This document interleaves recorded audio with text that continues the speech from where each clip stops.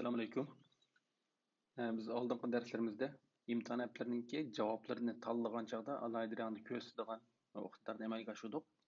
Endi bugungi darsimizda bu to'g'ri javoblarni ko'rsatish savollarning hammani ishlab bo'lgandan keyin eng oxirgi betda yo'llash degan knopkani bosgandan keyin to'g'ri javoblarni ko'rsatadigan miqdorni amalga oshiramiz. Buning uchun bundaq o'zgartishlarni kirgizish to'g'ri keldi. Al bilan modelning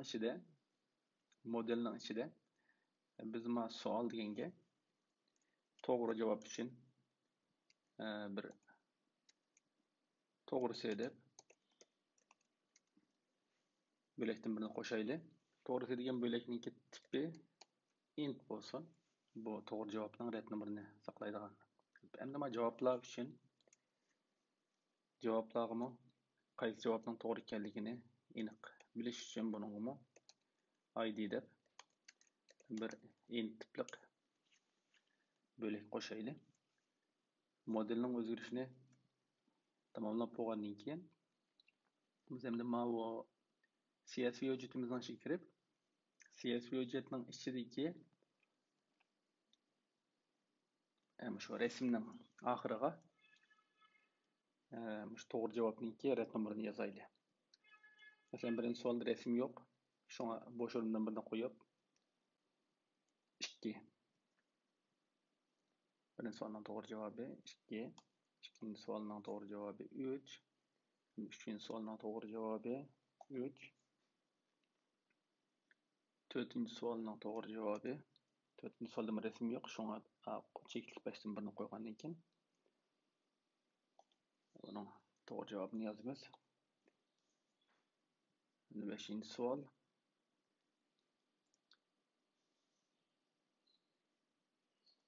6-chi savol. 7-chi savol.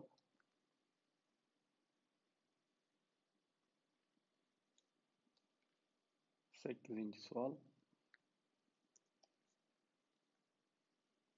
8-chi savol. Endi 9-chi savol. 10-chi savolninki to'g'ri javobini CSV hujjatiga mandaq qo'shib etdik. Biz hozir modelni o'zgartib bo'ldik. CSV hujjatininki ichiga to'g'ri javobni qo'shib etdik. Endi activity'ning ichida main activity'ning ichida bu javoblarninki javobdagi obyektning qurilmasi o'zgarganligi uchun javoblarni kirgizgan vaqtimizda biz birinchisiga id ga 1, ikkinchisiga 2, uchinchisiga 3, to'rtinchisiga 4 degan numarni qo'shib qo'ysak, bu modelni to'g'ri holatda qurgan bo'lamiz. Endi savol deganga eng oxiriga to'g'ri javob degan bir narsa qaytildi. Shunga to'g'ri javob degani biz CSV ga qaytib bo'ldik. Burunqi 6 bo'lak bor narsa hozir 7 bo'lak borga o'zgardi. Shunga 7-chi bo'lakni to'g'ri javob degan kirgizamiz. Endi buning sonliq ma'lumot tipi butun tipli bo'lganligi uchun biz to int degan nuqta tebassak, buningdagi xatolik tugaydi.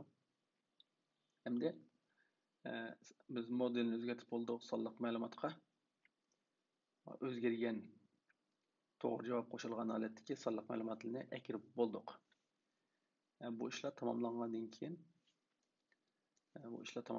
keyin endi qiladigan ishimiz to'g'ri javoblarni ko'rsatib sinab qo'yayli. To'g'ri javoblarni ko'rsatishda biz bu fragmentning ichida agar shu to'g'ri javobninki ret numeri, ya'ni to'g'ri javob degan get itemda ret numeri bo'yicha olsak, navbatdagi javobni olamiz.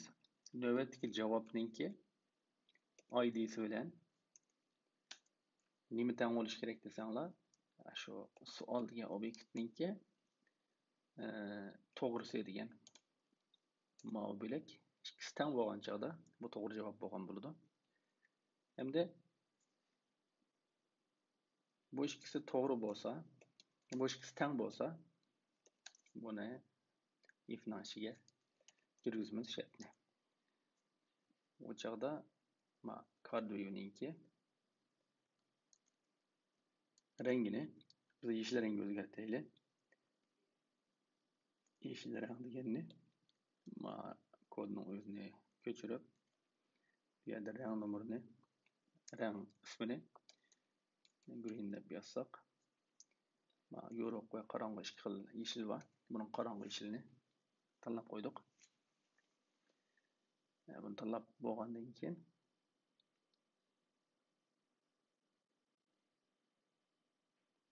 resource get color degan narsani qaytishimiz kerak bo'lmasa, faqat id'si, rangning id'sini olgan bo'lib qolamiz. Rangning o'zini aylash uchun resource get color degan narsani qaytish kerak. Endi rangni bekitib bo'ldik. Endi appni sinab boqaylik. Bu yerdan bir javob degan obyekt bor ekan, buning oldiga 0 degan id'ni qaytib qo'yaylik. Quruq narsa bo'lgan ekan bu. Endi xatolik qildik. Endi qarasanglar, albatta to'g'ri javoblar alaydan ko'rinadigan bo'ldi. Bizning siyosiy kirgizgan to'g'ri javobning tartibi qaysi bo'lsa, tartib nomeri shu bo'yicha ko'rsatilgan bo'ldi. Endi biz eng oxirgi betga yo'llar degan konopkadan birini qassak, undan u konopka besilgan vaqtda nimani ko'rsatsak bo'ldi? To'g'ri javobni undan ko'rsatsak bo'ldi. Shunga to'g'ri javobni qanday holda ko'rsatish uchun biz bu yerda bu imtihon savolini tamomlab bo'lgandan keyin ondan to'g'ri javobni ko'rsatsa bo'ladi. Shuni tamom deb bir qiymat izolab, buning dastlabki qiymatini o'zgarishning dastlabki qiymatini false deylik. False deb sol fragmentning ichida shartning oldiga agar activity degan qiymatni main activity'ga o'zgartib, buningki tamom degan qiymati rost bo'lsa, bu bo'linib bo'lgan ekan, tamom deb yozsak, shu rost bo'lsa degan gap bo'ladi. Hamda bu yerdan qildik, ikki qiymat teng bo'lsa, ikki shart teng amalga ikki shart teng qurilgan vaqtda andan keyin buning rangini o'zgartiradigan qilsak, tamomlanmasa buni ko'rsatmaydigan bo'ladi to'g'ri javobni. Masalan, hozir sinab boqaylik. Mana. Agar ma'ni biz tamom deganni cho'qlab bersak, o joyda ko'rsatdi. Biz endi bu imtihonni tamomlaganga bir ochqich qaytib qo'yib, bu ochqichga asosan bu to'g'ri javobni ko'rsatmasligini belgiladik. Endi bu ochqichni qaysi vaqtda ochamiz desanglar, hamma savolni ishlab bo'lib, eng oxirgi betda tamom degan bir konopkani qo'yib qo'yaylik. Shu konopkani bassa, andan keyin yechilgan bo'lsin. Bunday qilish uchun u konopkani fragmentdan ichiga o'rlashtirish bo'ladi yoki main activity'ning ichiga o'rlashtirish bo'ladi. Biz main activity'ning ichiga o'rlashtiraylik. Main activity'ninki bu biz view page'da bir narsa qo'ygan. Buning egizligini 0 deb qo'yib turib, biz buni üst qismini shu ana ekranga to'g'rilaylik. Ana view to'g'rilab o'tgandan keyin asti qismini shu bizning yo'llar degan konopkamizga to'g'rilasak bo'ladi. Shunga bu yerda konopkadan birini qurib, konopkaning kengligi 150, egizligi 50 bo'lsin. Ondan bu konopkaning asti qismi shu ana view'ninki ostiga to'g'rilansa, andan keyin o'ng so'l qismlari ana view'ninki o'ng so'l qismlariga to'g'rilansa, o'tirib keladi. End to end deb buni parent deyimiz. Bu hali konupkini o'rlashtirib bo'lgandan keyin konupga bir ID bekitib qo'yaylik. ID ise button yo'lla degan konupka bo'lsin bu.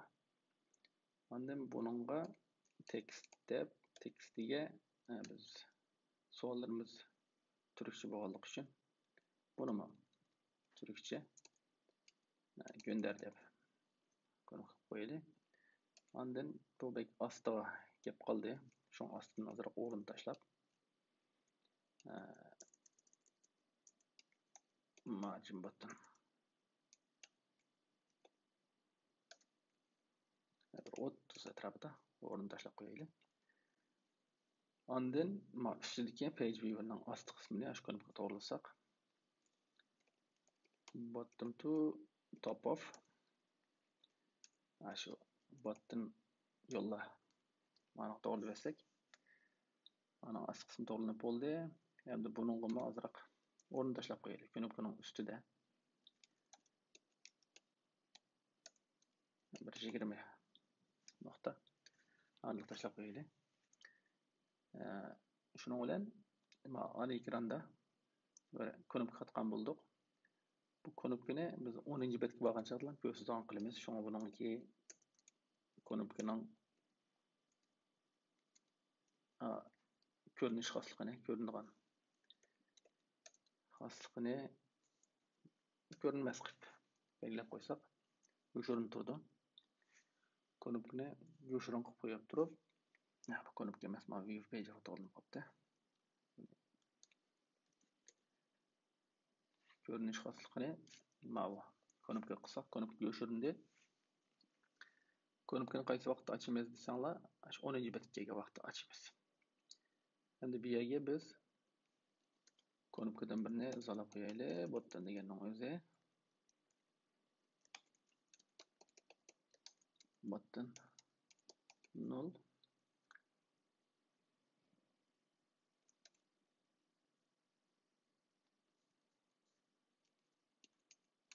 konupkaning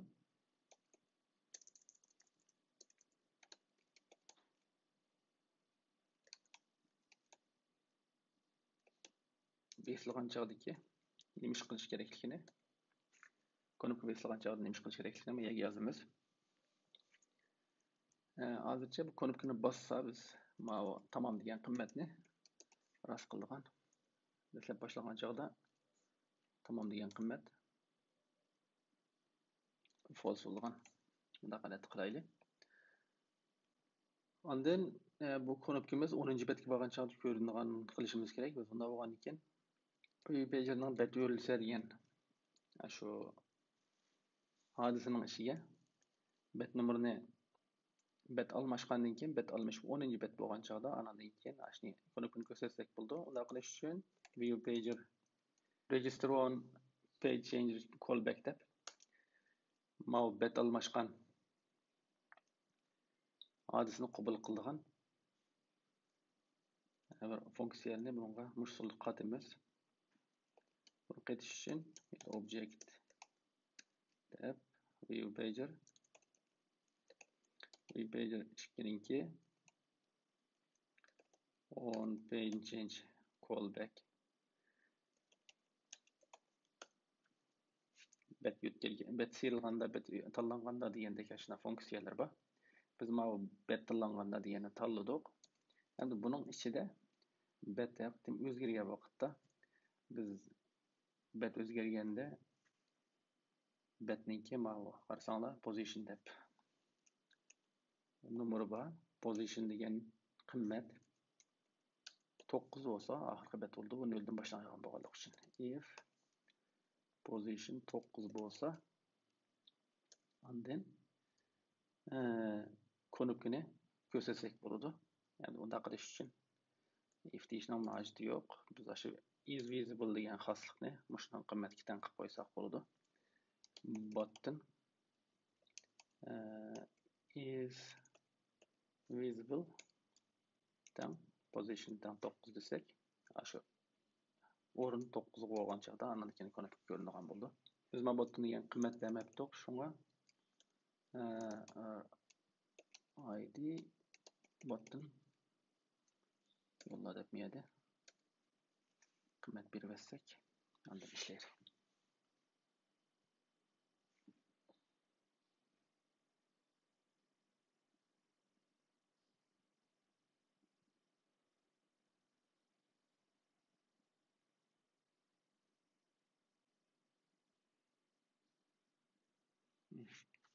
Bet 10. bet sürülse konup göründü.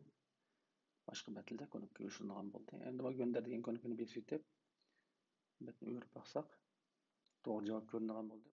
Şunu bilen bugünkü dersimiz tügedi. Allah'a emanet.